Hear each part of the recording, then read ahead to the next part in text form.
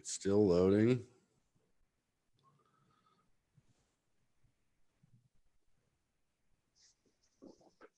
All right, and we are live. Hello, everybody. It's Uncle Grumpy. Welcome to Grumpy Tonight. It's been a while since I've said that. It hasn't been a lot of need to go on lately. Been busy working on things that don't necessarily require weekly shows. But with the talk of some inspections going on, and I noticed a video that Ron Durbin had done earlier where he'd done a good job explaining some of what's going on. I thought we'd get Mark Woodward of the OBNDD on here and let him just give him a chance to explain in his words what's going on with the inspections and what the OBNDD is doing in the Oklahoma medical marijuana industry. Mark, thank you for coming on. I appreciate you having me back on the show and giving me the opportunity to maybe walk some of the businesses through what we're seeing and some of the things that we want to see and some of the concerns that we have about some other things that we're finding out there. So appreciate the opportunity. Let's jump right into that. What are some of the things you guys are hearing about that you're concerned about? Well, I think a lot of it is timing. This is we're reaching a point where a lot of plants are now visible, and so we see some complaint-driven investigations and, in some cases, inspections from people who've called wanting to know if a particular business down the street, whether it's a competitor of another business, or if it is simply a neighbor down the street calling about a farm, saying that I can see plants. Aren't there supposed to be fences? Is there supposed to be obscured viewing? We didn't get a lot of these calls back in March, April, and May because the plants weren't visible, but they're at a point now where we're seeing even more calls about the visibility of plants and questions about fencing. And so we're trying to work with neighbors as well as businesses to understand what the rules are.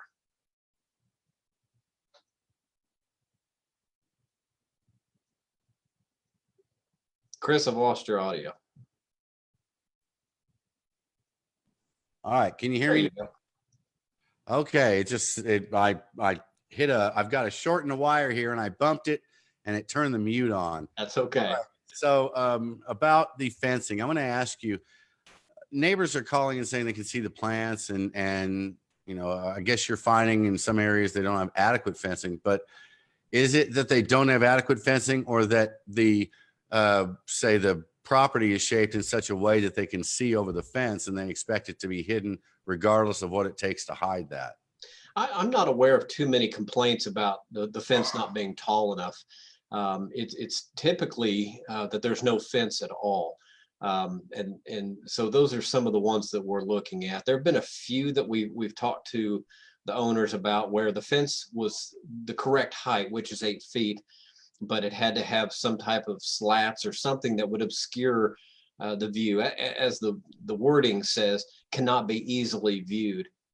And that's for their own safety as well, because you don't want somebody who's has bad intentions to drive down the road, see some plants and decide, 2 in the morning, I'm going to come out and take some of those. So it's for the business's security as well. But the most of the complaints have been that either was no fence at all, or the fence was just, it had no way of obscuring the view, that the plants were very obvious to see from a road driving by or a neighbor across the street. And we're willing to work with those businesses. I can't stress that enough. If you've got a violation of the security requirements, when we come out and do an inspection, we find it, they will have 30 days to correct it. And we want to work with them because a lot of these are simply oversights. But if somebody's intentionally out here trying to hide an illegal grow, they have no license at all, then we're going to have less sympathy for them, because they're hurting, the businesses that are trying to do it right, and have in some cases invested life savings into to making sure they are in complete compliance. And we don't want somebody down the road, who's cutting corners and thinks that the laws don't apply to them. Okay, well, let me ask you specifically, if they've got the property fenced, but again, either the neighbor's property or their property is shaped that even though they have the legal fence, that particular group of plants is in full exposure to anyone, is that a problem? Yeah, the law says it cannot be easily, the plants, the fencing must have something to obscure the view so that it cannot be easily viewed, such as a neighbor across the street or a car driving by. If you've got 78 acres, you obviously don't need obscured fencing all the way around it if 90% of it is out along a riverbed and out in the woods.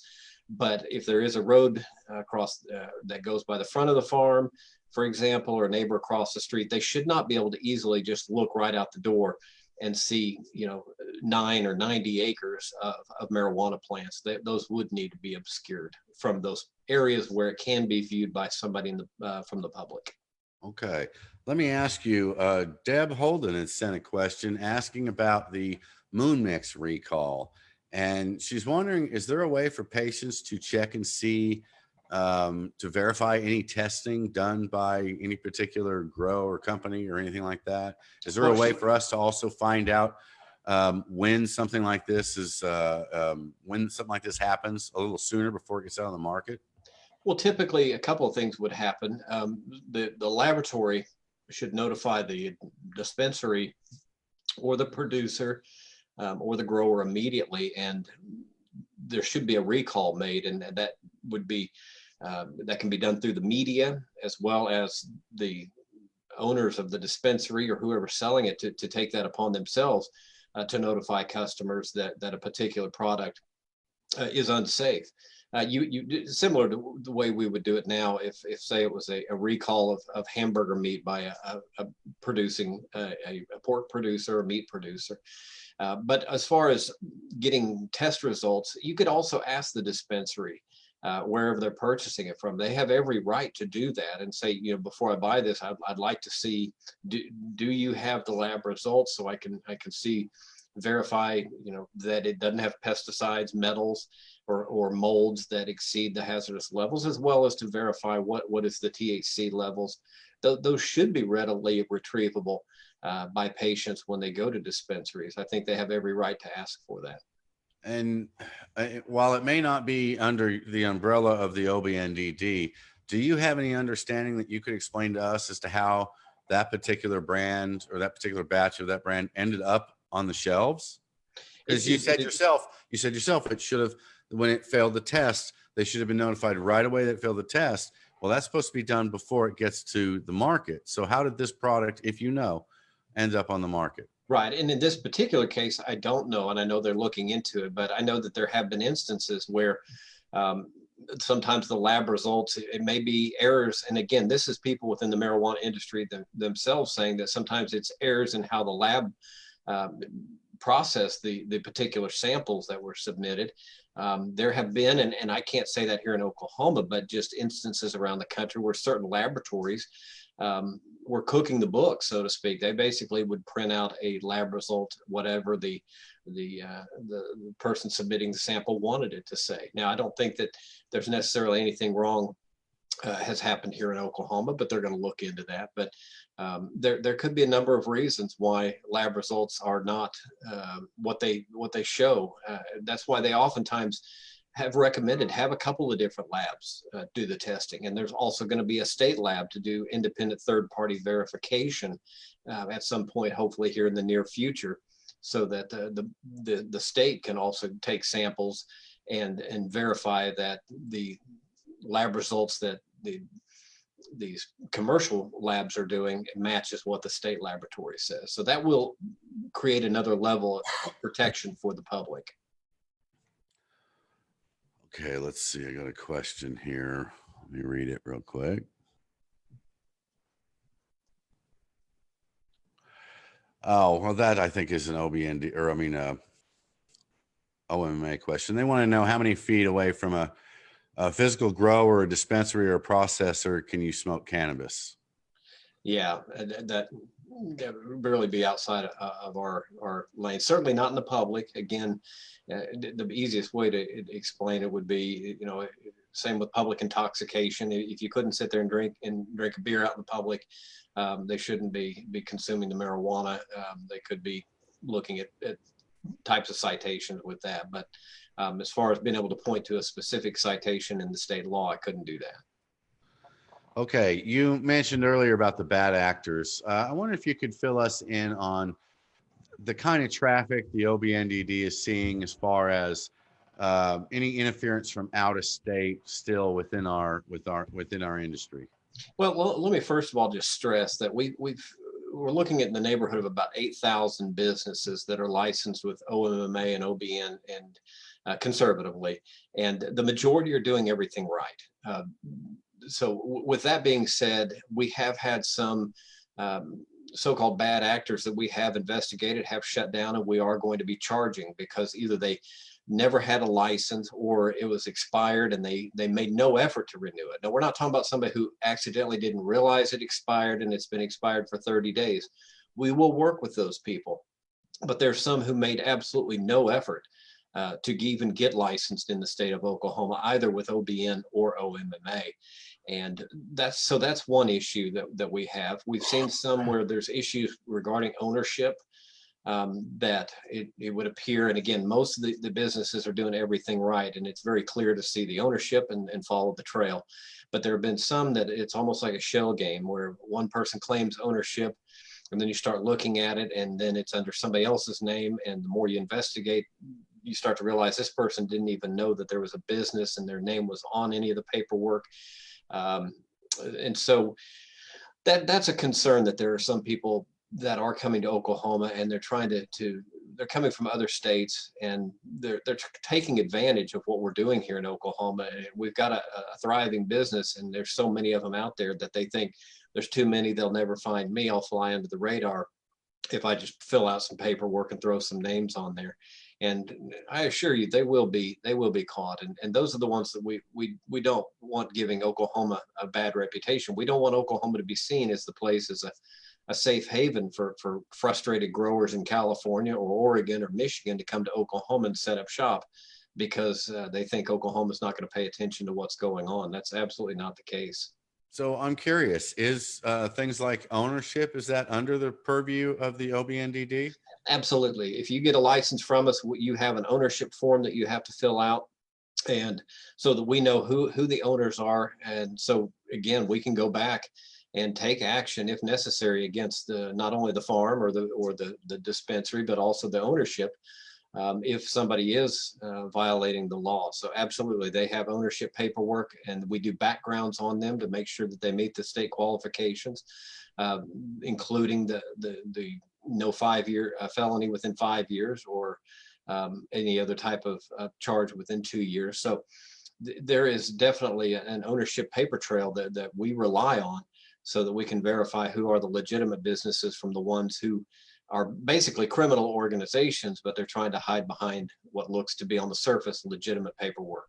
Now, let me ask you if you can get more specific. And do you guys look into, and how do you look into, for example, whether or not a dispensary is selling flower that was purchased from a grower who imported it? Because, like at the beginning of the program, we've had this conversation before. There was flour on the shelves before, in some cases, we could justifiably figure out how that got there. Now, back then, I know it wasn't that big of anything to worry about. We had to get the program off the ground. Now, how exactly do you guys chase that down? Because I would think it would not be hard to come up with the paperwork saying, since we don't yet have a seed to sale tracking program or anything like that, how are you catching this, if you can tell us anything about that? Yeah, and it is very difficult. And like you said, I think the silver bullet will be that seed to sale tracking program. That way, if we go in, just like if there's a restaurant in Oklahoma and people get sick, you're able to trace it back to the exact food. Where was that? If it turns out to be lettuce, you're able to trace it back to the exact farm in Wisconsin where that lettuce was grown, and you have an exact batch number to know exactly which one to pull while leaving the other lettuce alone. And it should be the same with marijuana.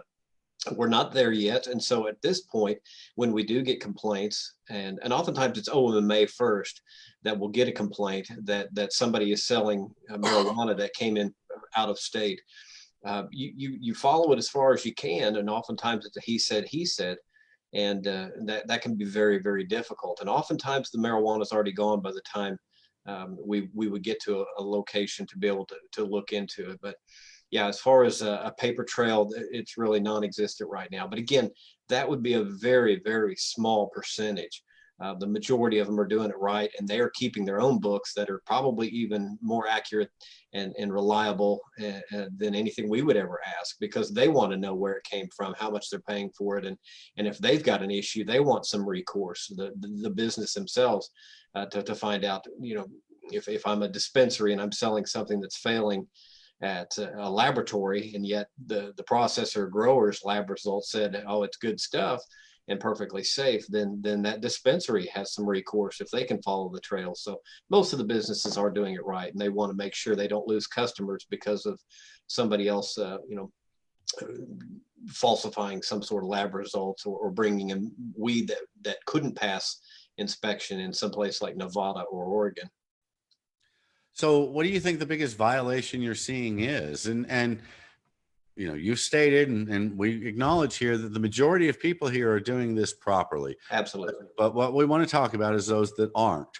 What is the biggest thing that you're seeing that people are trying to get away with, or anything like that? Can you share that? It's surprising, but it'd be operating without a license.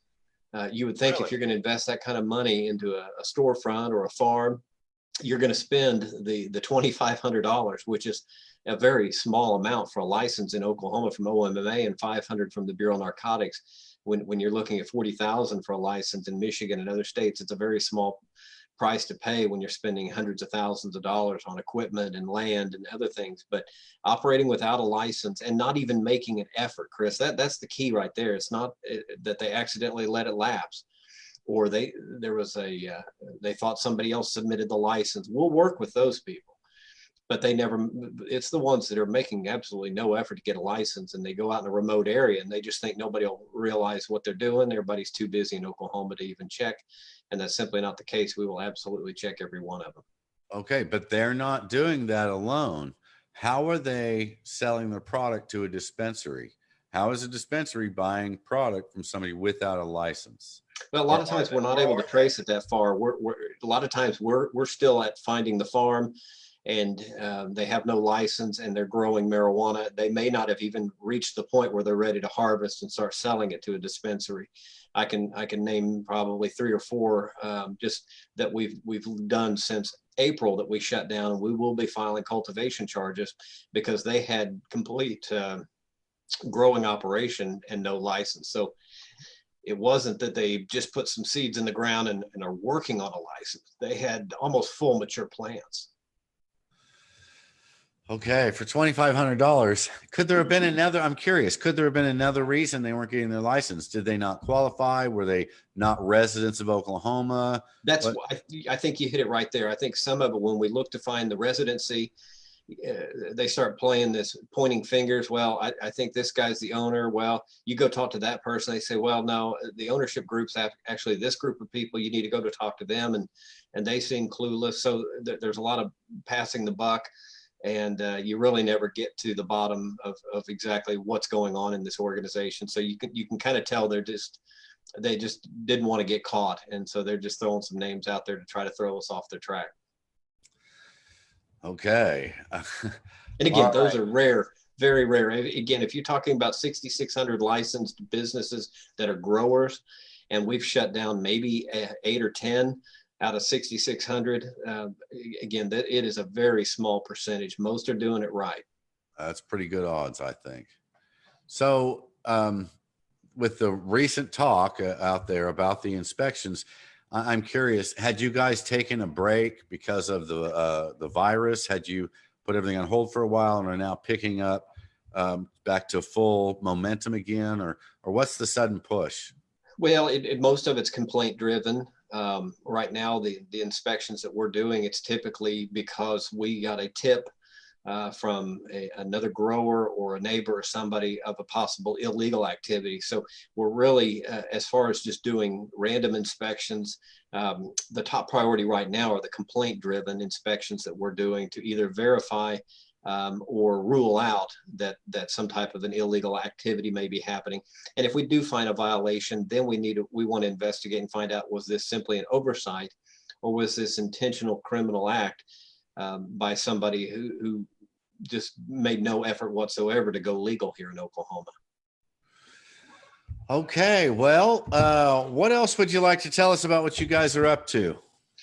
Well, I think a lot of people saw the video that Ron Durbin had on today, and that was one of those that was, he had a client down the street from a place that we were inspecting, and we were out there at that other location because there was a concern that there was a lot of plants that were very visible from public view, and there was no fence whatsoever. And it was down the street from a legitimate grow that of a client of Ron Durbin's. And so he called us just to see if our presence out there in that area had anything to do with his clients. And we said, no, it was another business up the street, not too far away from him. So people may be wondering about that video and what was it that spurred that video that Ron did and why we were out in that area. And it was because there was a complaint of a different farm that was operating without any fencing. It sounds like the complaints from neighbors is the biggest issue you guys have right now. The neighbors probably second to other businesses. And again, we encourage that. There's businesses out here who are investing their life savings into doing everything right, and they may be struggling. And while another business down the street or another side of town is cutting corners and they're thriving. And so I think there's some frustration, and I think that's leading to some of it. And we encourage people, if they are aware of bad actors in their community, to give us a call. They can remain anonymous, or they can send us a private message on Facebook. But again, we want to send a message that if you're doing everything right, Oklahoma is going to be a good fit for you. But if you're doing you're cutting corners, Oklahoma is not going to be a safe haven for you to operate. We will go after them. And we do appreciate the other businesses that have called us and tipped us off about basically, again, they're criminals. I don't even want to sugarcoat it. These were not businessmen who simply made some errors in their decision making. These were people who were, they had no intentions of following Oklahoma law. And most likely, had their plants been harvested, there's a good chance they wouldn't even have stayed in Oklahoma, just judging by some of the farms and how they were, some of their connections to the East Coast, that it was probably likely they wouldn't even have been selling locally in dispensaries, but would have been packaging it for distribution out of state. I'm curious, I have to ask this question. What do you think the percentage is of businesses that are calling about other businesses that are doing it out of spite and frustration rather than so much of seeing what you're saying of the extreme illegal operation? It's pretty small. We have had some that called us because they were disgruntled workers that were at a farm and said, we're not getting paid, and we're trying to be, we've donated blood, sweat, and tears to get this farm going. And so you could tell they were, because when you kind of drill down, they may call with a complaint about a violation. And when you ask them how they know this, some of them have admitted, well, I used to work there, and this guy doesn't pay us, and he's doing this and he's doing that. So there's some disgruntled employees. There's ex-ownership. Sometimes these partnerships go south, as they will with any business. It's not just a marijuana industry issue, but just like any business, sometimes a partner may get upset and so they're ready to air the dirty laundry. An ex-girlfriend who gets mad at the boyfriend, and so she's calling to give up every violation that may be happening on a property. But those are very, very rare. But those are some of the ways that we do learn about these, are from people who were on the inside at one point. Okay, I just have one last question, and I almost always ask you this one. Are you guys doing anything in any way that has to do with patients? Are you inspecting patients in any way, or other than, say, these clearly illegal operations, are you guys involved in any way in law enforcement with the card holders? No, none whatsoever. The only time we even might get involved is if there's a complaint about a grow and somebody suspects that it's illegal. Then we can work with our partners at OMMA, and sure enough, they can verify that is a patient with an active card holder. So those plants that might be on the side of the house or in the backyard are perfectly legal, and so you just keep right on going. So that would be the only time that we would even check on a patient, is if we get a complaint about some plants and we want to verify whether it's a legal or an illegal grow. And those are rare, very, very rare. Okay, well, that's about all the questions I have. You want to add anything else before we go? No, it would just, other than just saying how much we appreciate you and helping, provide this platform to get the word out and clear up any confusion, because the worst thing that we can have is rumors going around that OBN's doing this, or I hear OBN's going to start doing that. I'd rather than people spreading those rumors or worrying or stressing over something that's not happening, I would encourage them to give me a call at the Bureau of Narcotics. They can find me on Facebook. They can private message our Facebook for our agency. I'd be more than happy to walk with them and walk them through whatever they might be hearing out there on the streets. And we also encourage them to call us if they know of criminal violators. I've said this before, I'll say it again, and I heard Ron Durbin say it on his video earlier. You guys have been remarkably easy, I think, for the industry to work with. It's been, we actually, at the beginning, everybody was worried you guys would be doing everything you could to stop this, to slow it down. But I think it's been just the opposite. You've laid out some rules, provided we can follow those. You guys are doing everything you can. And as you keep saying, when there's violations, provided their intent is there, the right intent is there, you're doing everything you can to work with them. So that's it. It's good to see you guys. It's good to see we're not opposing like we were before. Because I think we all want the same thing, and that is it's now legal in Oklahoma, so let's do it right. Let's not be seen as one of these states where it is a safe haven for criminals, because they're gonna ruin it for everybody. Yeah. Okay, Mark. Well, I want to thank you for coming on. Maybe we'll get some questions on here later. If there's anything that we didn't answer, anybody wants to know, I'll shoot you over a text message and we Perfect. can help get these guys an answer. And again, thank you very much for coming on. We will talk again soon. You stay right there while I shut down the live. All right, folks. That's it for tonight. We're keeping it short, simple 30 minutes. Thanks to Mark for answering all of our questions. If you've got any more that we didn't get to, please send them to me and I'll send them to him, or call him like he said. Clearly, they're easy to work with, so you can get all the answers just like we did. All right, folks, that's it. Till next time, stay grumpy. I'll see you on the road. All right, let's see if I can stop this thing.